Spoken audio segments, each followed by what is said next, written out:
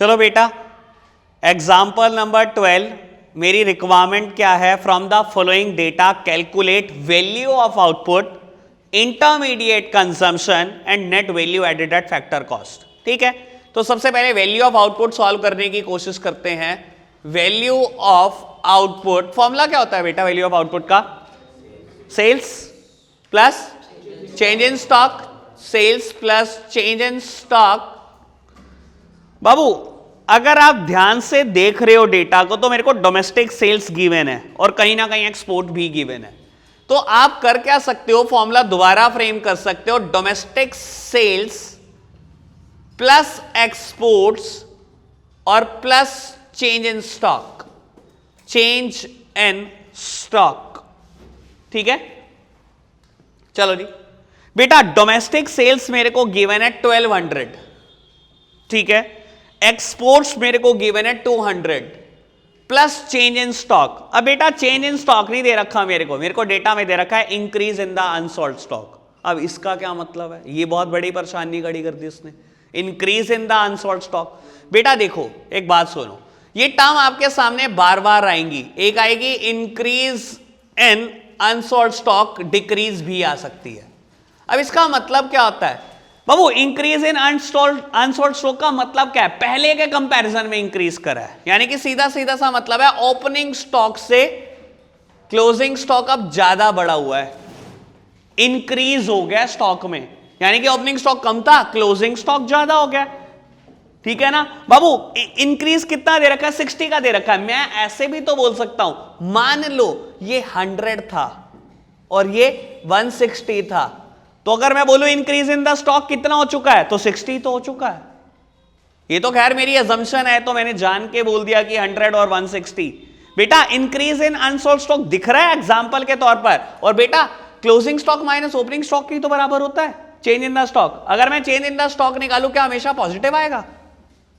जब भी आपको कह they increase in the unsold stock, इसका सिंपल सिंपल सा मतलब है मैं ऐड कर दो। ये क्लोजिंग स्टॉक और ओपनिंग स्टॉक का डिफरेंस दे रखा है आपको। लेकिन बेटा अगर कभी ऐसे कह देता तो डिक्रीज इन अनसोल्ड स्टॉक, तो क्या होता? ट्रीटमेंट। बेटा इसका सीधा सीधा सा मतलब है पहले स्टॉक ज्यादा था, अब कम हो गया, डिक्रीज हो गया। बाबू मान लो पहले 100 था और अब 40 हो गया है, आपको क्या कह सकता है? Decrease in unsold stock 60। इसका सिंपल सिंपल सा मतलब क्या है? बेटा हमें कैलकुलेट क्या करना होता है? Change in stock. मेरे एग्जांपल में कैसे आएगा चेंज इन स्टॉक? यानी कि जब भी आपको कह रखा हो डिक्रीज इन अनसोल्ड स्टॉक, बेटा कुछ मत सोचना, माइनस कर देना उठाकर। समझ आई बात? तो बेटा इंक्रीज इन स्टॉक गिवन है मेरे को, हमेशा पॉजिटिव रहेगा 60, यानी कि बेटा वैल्यू ऑफ आउटपुट कितना आ गया? 1460। ठीक है, मुझे और क्या कैलकुलेट करना है? बी पार्ट के लिए कैलकुलेट करना है intermediate consumption, which is equal to domestic purchases plus imports, और अगर आप डेटा ढंग से देख पा रहे हो तो पावर गिवन है। हाँ वो भी, अच्छा अच्छा अच्छा, ठीक है ठीक है ठीक है ठीक है ठीक है। यहां पर एक और डेटा था, goods used for self consumption. ठीक है ठीक है ठीक है बेटा, ये भी ऐड होगा, goods used for self consumption. क्योंकि ऐड क्यों है अब ये भी समझ लो। बेटा आपने गुड्स प्रोड्यूस करा लेकिन सेल्फ कंज्यूम कर दिया। बेटा वैल्यू ऑफ आउटपुट की डेफिनेशन क्या कहती है? Market value of all the goods and services produced during the year, चाहे प्रोड्यूस फॉर सेल्फ कंजम्पशन है, वो 10 है इसकी फिगर, है ना? तो बाबू ये 1470 आएगा। ठीक है ना? हाँ जी, intermediate consumption, domestic purchases plus import, और आपको पावर भी गिवन है। ठीक है, तो डोमेस्टिक परचेजेस कहां दे रखा है? First point 400 plus imports of raw material 120 और पावर चार्जेस। ठीक है, कितना आ गया? 540। ठीक है बाबू, इन दोनों का डिफरेंस क्या होता है? वैल्यू एडेड, यानी कि GDP at MP, GDP at MP या ब्रैकेट में लिख लो value added is equals to value of output minus intermediate consumption 930। लेकिन मुझे जीडीपी एट एमपी कैलकुलेट नहीं करना, मुझे कैलकुलेट करना net value added at factor cost, यानी कि एनडीपी एट एफसी। चलो कैलकुलेट करते हैं इसको जरा, 1 मिनट के लिए साइड वाला पोर्शन रब कर देता हूं।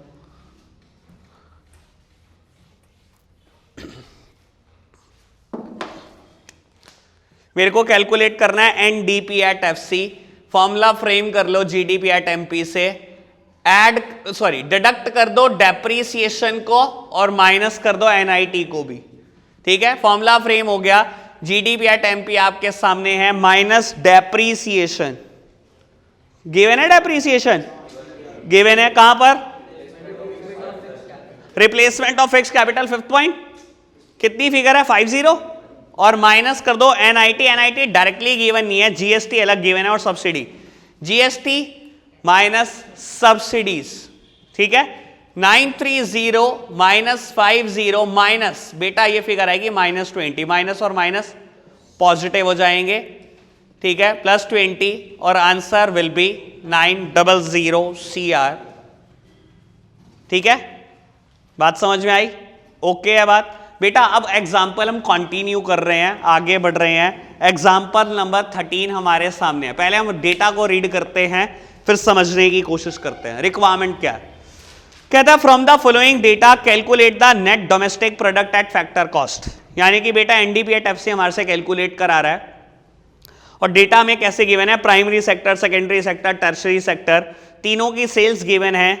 एनआईटी कितना पे हुआ है तीनों सेक्टर में ये गिवन है। ओपनिंग स्टॉक गिवन है, इंटरमीडिएट कंजम्पशन गिवन है, और consumption of fixed capital means depreciation भी गिवन है।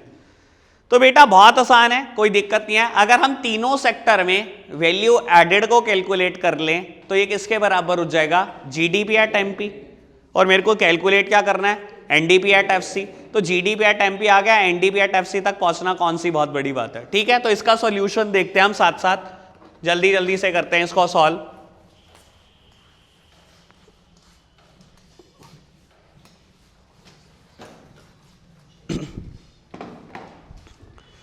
चलो जी करते हैं इसको सॉल्व। एग्जाम्पल नंबर 13 है मेरी बुक में। मेरे को कैलकुलेट करना है सबसे पहले जीडीपी एट एमपी, यानी कि वैल्यू एडेड तक पहुंचना है। और वैल्यू एडेड का फॉर्मूला क्या है? Value of output minus intermediate consumption. ठीक है बाबू, तीनों सेक्टर की सेल्स गिवन है, ऐड करो 1000 प्लस 1500 प्लस 700, सेल्स आ गई तीनों सेक्टर की, प्लस चेंज इन स्टॉक। बेटा क्लोजिंग स्टॉक गिवन है, क्लोजिंग स्टॉक गिवन है, क्लोजिंग स्टॉक गिवन नहीं है तो क्या अज्यूम कर लो? माइनस ओपनिंग स्टॉक 50 40 20, ठीक है, 110 change in stock minus intermediate consumption, तीनों सेक्टर की गिवन है 300, लो 300 प्लस 750 प्लस 250 यानी कि 1300। चलो जी माइनस करते हैं, ये मिलाकर कितना हुआ? 3200 माइनस 110 और माइनस 1300, ठीक है, 19 या 1790 1790। इसको कन्वर्ट किस में करना है मेरे को? NDP at FC. बाबू जीडीपी एट एमपी को एनडीपी एट एफसी में कन्वर्ट करना है, माइनस डेप माइनस एनआईटी, ठीक है, 1790 minus dep, consumption of fixed capital 10 80 और 60 यानी कि 150 माइनस एनआईटी, एनआईटी गिवन है 50 और 30 यानी कि 80, 230 माइनस करना है 1560,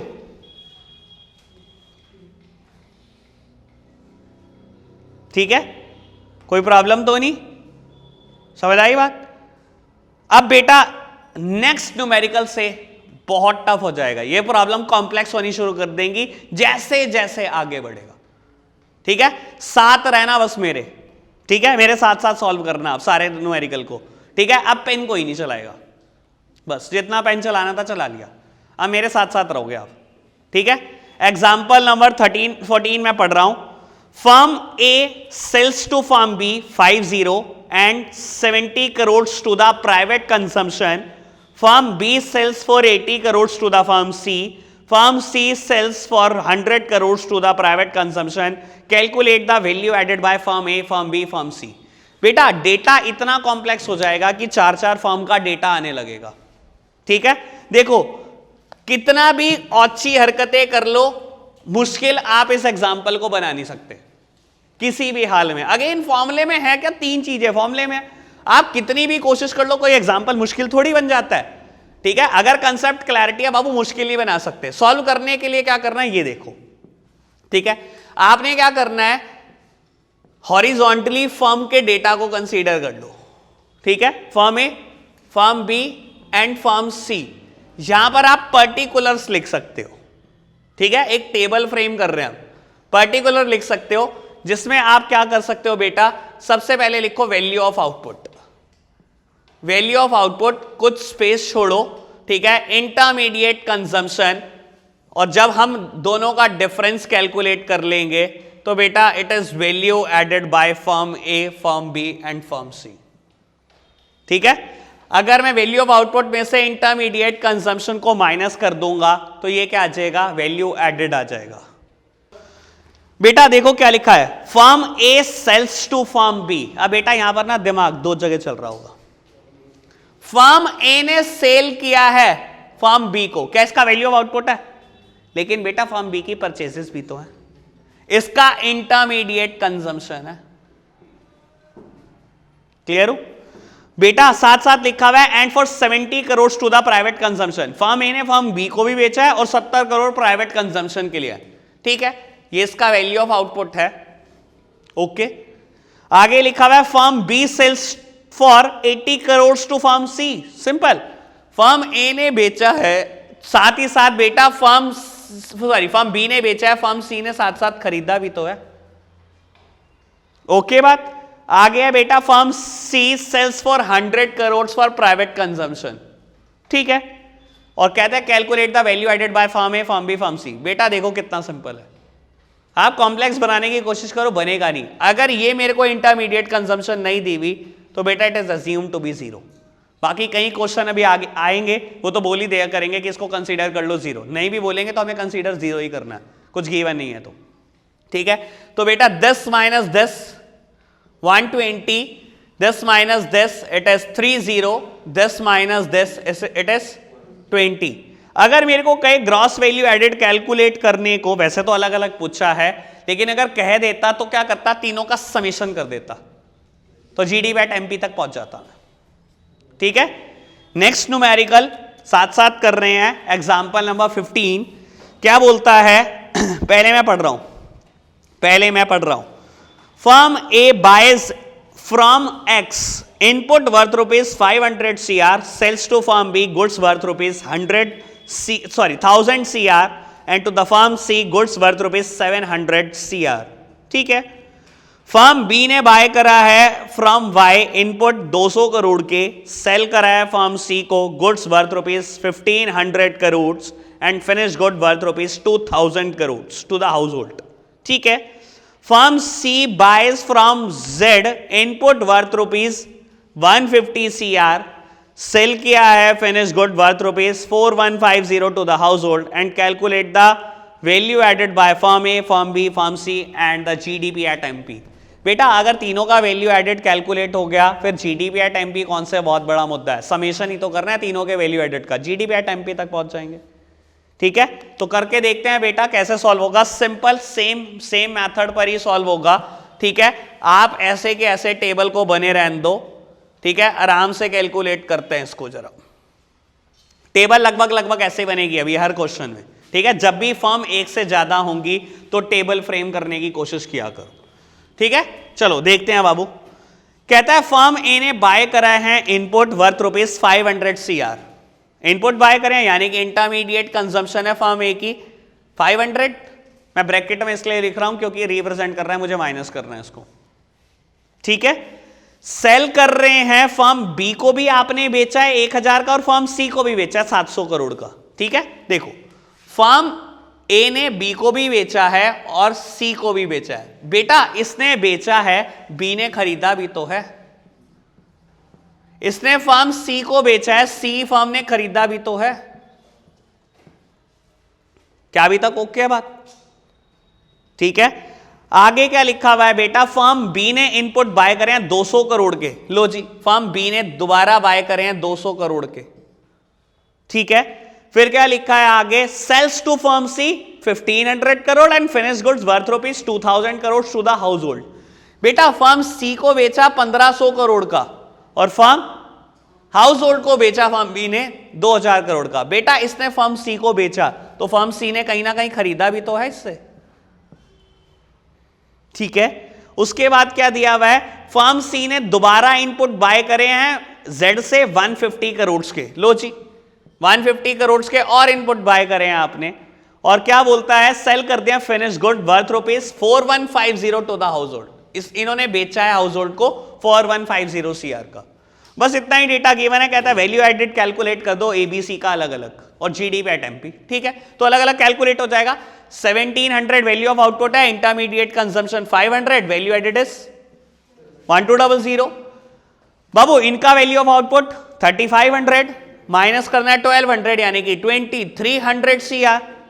4150 माइनस करना है बेटा 2350 यानी कि 1800, ठीक है। ये अलग अलग वैल्यू एडिड कैलकुलेट हो गया। अगर मेरे को जीडीपी एट एमपी कैलकुलेट करना है तो ग्रॉस वैल्यू एडेड कर दो सबका ऐड, ए का, बी का और सी का, आ जाएगा GDP at MP. GDP at MP is equals to 1200 2300 plus 1800 किसके बराबर आ गया, 35 एंड 18 5300। ओके एग्जांपल, ठीक है। आगे बढ़ते हैं बेटा, एग्जाम्पल नंबर 16। अब थोड़ा कॉम्प्लेक्स और होगा ये, ठीक है, थोड़ी बात चेंज करेगा। पढ़ते हैं एक बार जल्दी से क्या कहता है। In an economy the following transaction take place, A cell goods of rupees 20 crore to B, 30 crore to C, 40 crore to the household and goods worth rupees 10 crore remain unsold. Value of input of firm A is assume to be zero. मैंने आपको पहले ही कहा था ये किसी example में आगे जाके बोलना शुरू कर देगा कि इनपुट जीरो ही मान लो ए फर्म का, ठीक है। बी ने सेल कर आउटपुट 40 करोड़ का सी को, 60 करोड़ का डी को और 50 करोड़ का फाइनल कंजम्पशन के लिए लगा दिया। सी ने सेल करे output worth rupees 100 CR to the D, 100 CR to the household and export worth rupees 100 CR. D sales 300 crore to the household and 100 crore to the government. Okay very good. बेटा मुझे calculate क्या करना है, 3 requirement है, नई books में 2 होंगी 3 है। Value added by each firm, हर फर्म की अलग अलग वैल्यू एडेड, 4 फर्म है इसमें। टोटल वैल्यू एडेड यानी कि चारों का समेशन करना है, जीडीपी एट एमपी आएगा, और टोटल कंजम्पशन एक्सपेंडिचर। अभी तक हमारे को बेटा कंजम्पशन एक्सपेंडिचर नहीं पता क्या होता है, ठीक है। फिलहाल के लिए रटना पड़ेगा जब तक इनकम एंड एम्प्लॉयमेंट नहीं पढ़ लेते, लेकिन बता देता हूं क्या होता है। बाबू कंजम्पशन एक्सपेंडिचर में आपको करना क्या है, जितना भी खर्चा हाउस होल्ड और गवर्नमेंट ने किया उन सबको ऐड कर देना, कंजम्पशन एक्सपेंडिचर हो जाएगा, ठीक है। A B C D 4 firm ने बेचा है, जितना भी हाउस होल्ड और गवर्नमेंट को बेचा है, हाउस होल्ड और गवर्नमेंट ने खरीदा है, वो सब कंजम्पशन एक्सपेंडिचर है फिलहाल के लिए। बाकी क्लैरिटी टाइम के साथ साथ आ जाएगी, ठीक है। करें सॉल्व या एक आप सॉल्व करना चाहोगे? चलो एक आप सॉल्व करके देखो, मेरे को पोस्ट करके आप सॉल्व करो।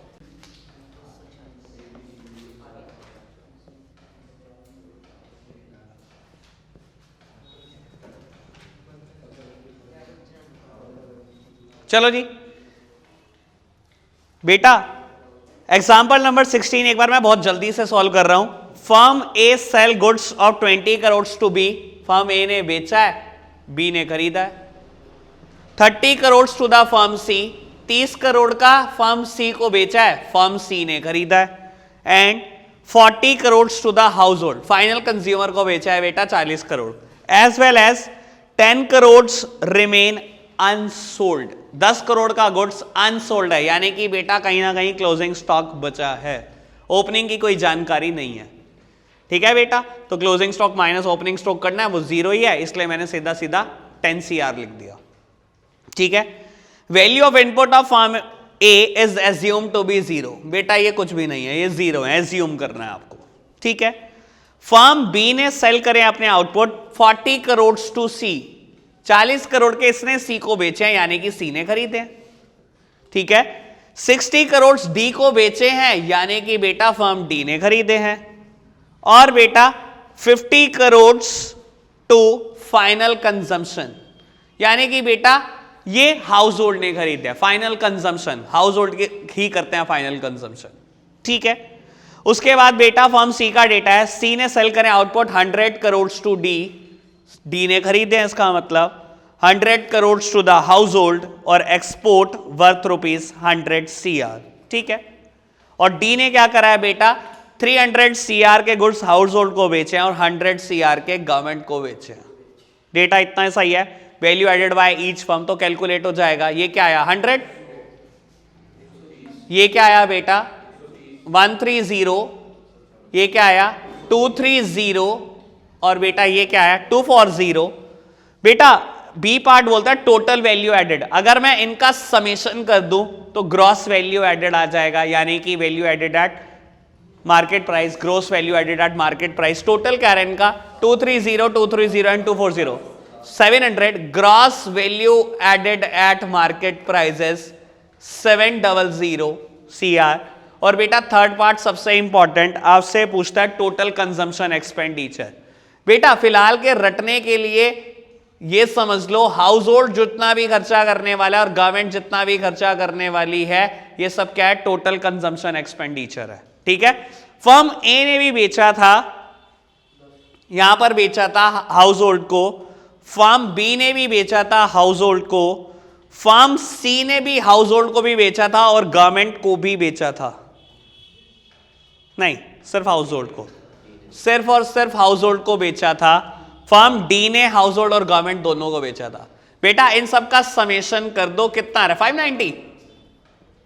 590 CR। क्वेश्चन सॉल्व, इतना सिंपल, ठीक है। नेक्स्ट वन, क्वेश्चन नंबर 17, बहुत सिंपल, बहुत आसान और बहुत ही मजेदार, बिल्कुल न्यू कंसेप्ट पर।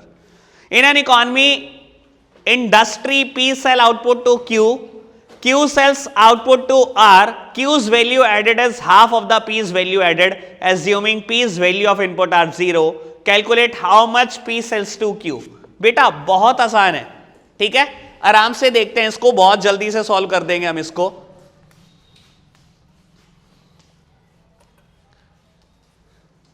इसने बोला क्या है, एक इकॉनमी है जिसमें 3 फर्म का नाम लिया इसने, शायद P, Q एंड R, ठीक है। देखते हैं बेटा, in an economy P industry sales output to Q।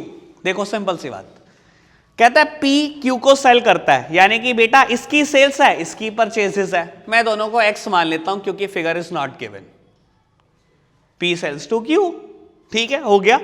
Q sales output to R, Q ने 600 करोड़ के गुड्स, नहीं सिर्फ 600 दिया हुआ है, 600 रुपए के गुड्स R को बेचे, R ने 600 के खरीदे होंगे, ठीक है।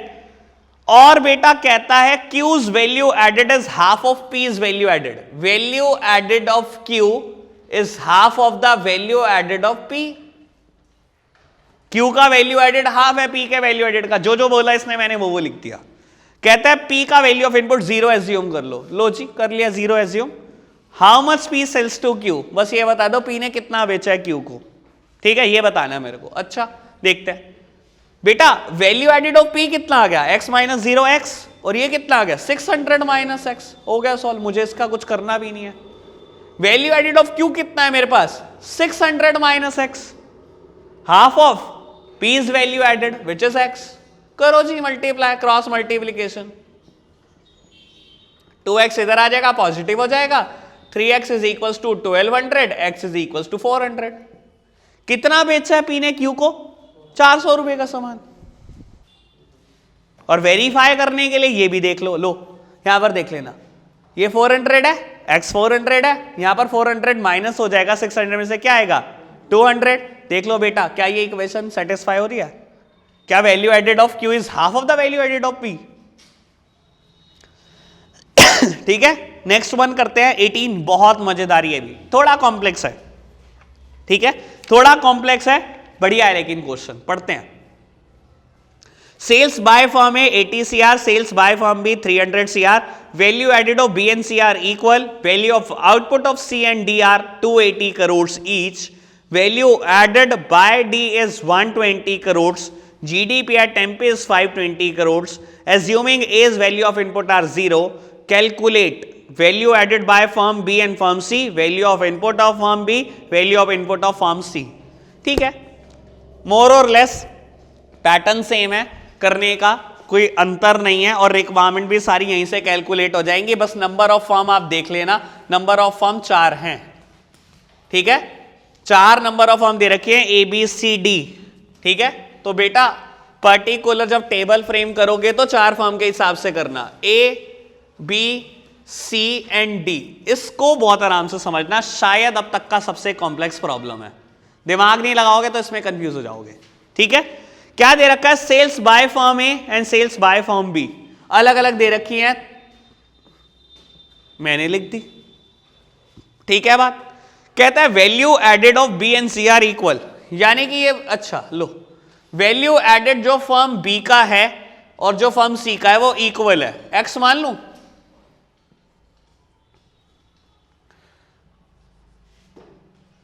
ठीक है, फर्म बी का वैल्यू एडेड और फर्म सी का वैल्यू एडेड सिमिलर है। ठीक है, value of output of C and D is 280 crore each.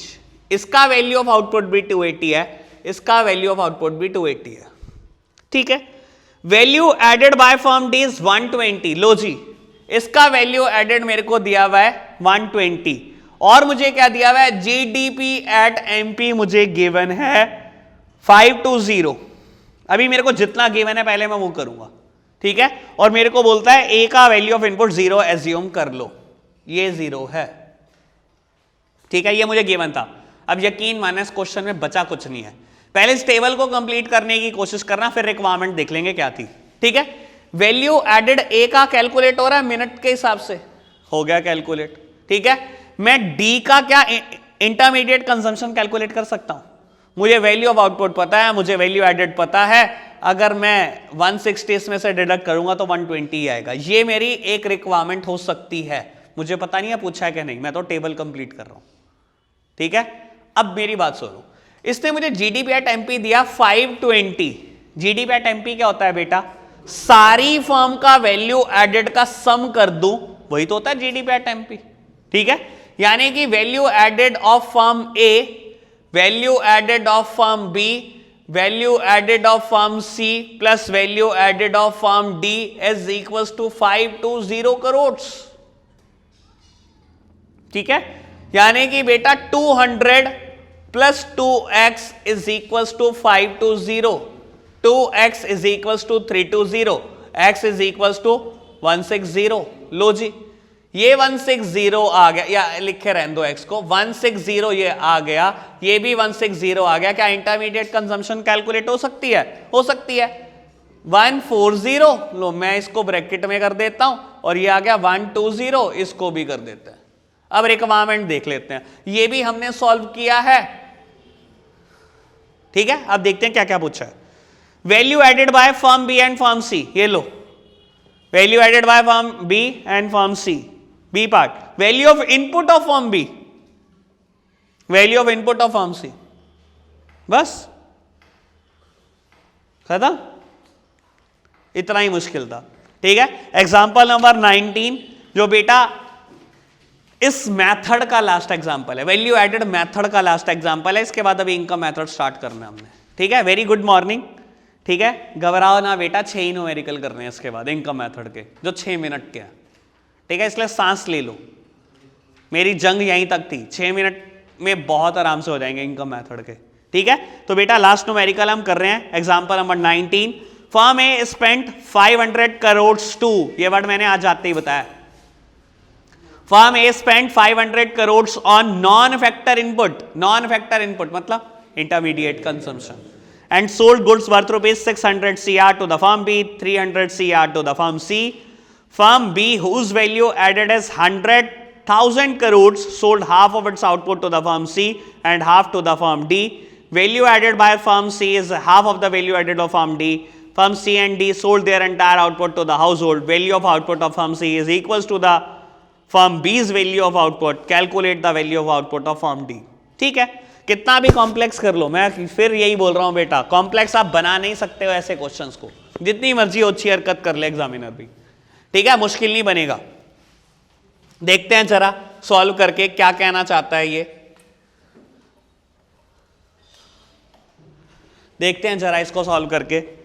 बेटा कहता है फर्म ए ने स्पेंड करे 500 इनपुट, ठीक है, sold goods worth rupees 600 CR to firm B and 300 CR to firm C. 600 crore के गुड्स फर्म बी को बेचे और 300 करोड़ के गुड्स फर्म सी को बेचे। बेटा तो इसका मतलब है सीधा सीधा सा इन्होंने कहीं ना कहीं खरीदे भी तो होंगे, ठीक है, डन, कोई प्रॉब्लम तो नहीं इतनी बात में। कहता है firm B whose value added is 1000 crore. बेटा सुन लो, whose value added is 1000 crore, इसने ही दिया डेटा, मैं अपनी तरफ से भी कुछ नहीं कर रहा हूं। फर्म बी जिसका वैल्यू एडेड 1000 करोड़ है, एक सिंपल सी बात बोलना, अगर ये 1000 है ये 600 है तो ये 1600 ही तो होगा, 4 नहीं होगा। डायरेक्ट कैलकुलेट करके देख लो वैल्यू एड, अगर कभी ऐसा दिक्कत हो जाए तो गलत मत कराना बस, ठीक है। लो ये पता है 1000, वैल्यू ऑफ आउटपुट कैलकुलेट करना है और ये गिवन है 600, ये इधर आएगा पॉजिटिव ही तो हो जाएगा, ठीक है ना। रब कर दूं है, पिछले क्वेश्चन में क्या, हाँ तो बाद में ही तो आई थी एक्स की वैल्यू, कर कर देखियो बाद में आई थी एक्स की वैल्यू। बेटा देखो ये 1600 आ रहा है ना, मैं लिख देता हूं एक बार के लिए आराम से, आगे इससे डेटा रिलेट कर रहा है। कहता है फर्म बी जिसका वैल्यू एडेड 1000 है, ये वैल्यू एडेड लिखा, मेरे पास वैल्यू ऑफ आउटपुट आ गया। कहता है इसने सोल्ड किया है half of its output to the firm C and half to the firm D, यानी कि बेटा इसमें से आधा फर्म सी को बेचा गया, इसमें से आधा डी को बेचा गया, यानी कि बेटा इन्होंने परचेस किया है आधा आधा। क्या मैं क्लियर हूं इस बात पर, ठीक है। आगे बढ़ो, कहता है वैल्यू एडेड जो फर्म सी का है, ठीक है, ये वो हाफ है वैल्यू एडेड फर्म डी का। बेटा फिलहाल के लिए इक्वेशन बना दो, वैल्यू एडेड जो फर्म सी का है वो हाफ है value added of firm D, ठीक है। Firm C and D sold their entire output to the household, ठीक है। अगर ये बेचा है इन्होंने, किसी आपस में एक दूसरे को नहीं बेचा, किसी फर्म को नहीं बेचा, ये बेचा किसको होगा, हाउस होल्ड को, जब भी कैलकुलेट होगा, ठीक है। और आगे बोलता है बेटा value of output of firm C is equals to the firm B's value of output.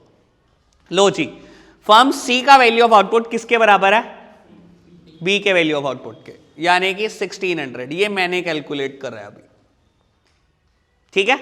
क्या बेटा इससे ये कैलकुलेट हो जाएगा वैल्यू एडेड ऑफ फर्म सी, पक्का बताओ, हो जाएगा आराम से। 1600 माइनस 1100 500, ये भी हमने कैलकुलेट करा। बेटा इस फिगर को इस फॉर्मूला में पुट करो, वैल्यू एडेड फर्म सी का आ गया which is the half of the value added of firm D, value added of firm D आ गया 1000,